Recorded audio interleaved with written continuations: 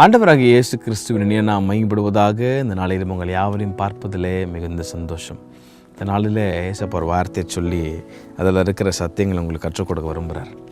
மல்கியா தீர்க்கதரிசி புஸ்தகம் 3ஆம் அதிகாரம் 16ஆம் வசனத்திற்கு நேரம் உங்கள் கவனங்களை திருப்பிக் கொள்ளுங்கள். எனக்கு ரொம்ப இந்த வசனம் என்னை அப்படியே கவர்ந்து இழுத்துச்சு, அப்படியே காந்தகம் போல். நான் வாசிக்கிறேன், கவனிக்கிறேன். அப்பொழுது கர்த்தருக்கு பயந்தவர்கள் ஒருவரோடு ஒருவர் பேசிக்கொள்வார்கள். நல்லா கவனிங்க. கர்த்தருக்கு பயந்தவர்கள் ஒருவரோடு ஒருவர் பேசிக்கொள்வார்கள். கர்த்தர் அதை கவனித்து கேட்கிறாராம். அது மாத்திரம் அல்ல, கர்த்தருக்கு பயந்தவர்களுக்காகவும் அவருடைய நாமத்தை தியானிக்கிறவர்களுக்காகவும் ஞாபக புஸ்தகம் ஒன்று அவருக்கு முன்பாக எழுதப்பட்டிருக்கிறார்.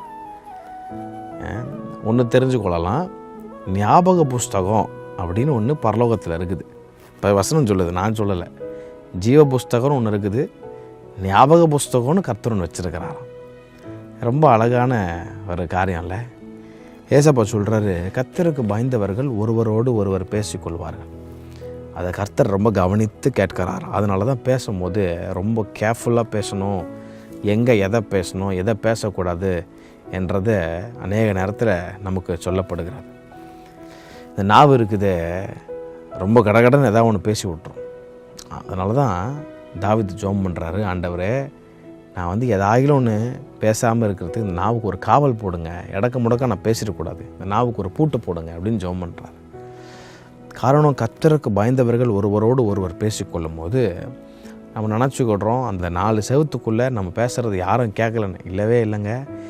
ஒருத்தர் மேலேருந்து பார்த்துட்ருக்கிறாரு, எல்லாத்துக்கும் மேலே அதை கவனித்து கேட்கிறார். நீங்கள் என்ன பேசுகிறீங்கன்றதை கவனித்து கேட்குறாரு. அது எல்லாவற்றுக்கும் மேலாக அவர் ஞாபக புஸ்தகத்தில் எல்லாத்தையும் நோட் பண்ணிகிட்டே இருக்கிறார். ஒரு நாள் நியாயத்தீர்ப்பு உண்டு என்பதை மறந்து விடவே கூடாது. மனிதன் செய்கிற நன்மையானாலும் தீமையானாலும் தேவன் நியாயத்தில் கொண்டு வந்து நிறுத்துவார் என்று பிரசங்கி ரொம்ப அழகாக எழுதியிருக்கிறார். அதனால் ரொம்ப கேர்ஃபுல்லாக, ஆண்டவரே நான் பேசுகிறத கவனமாக பேசணும், எனக்கு கிருபை தாங்க அப்படின்னு ஜெபம் பண்ணுவீங்களா? இந்த நாளில் கர்த்தர் உங்களை ஆஸ்வதிக்க போதுமானவராக இருக்கிறார். கர்த்தர் தாமே உங்களை யாவரையும் ஆஸ்வதிப்பாராக. ஆமென்.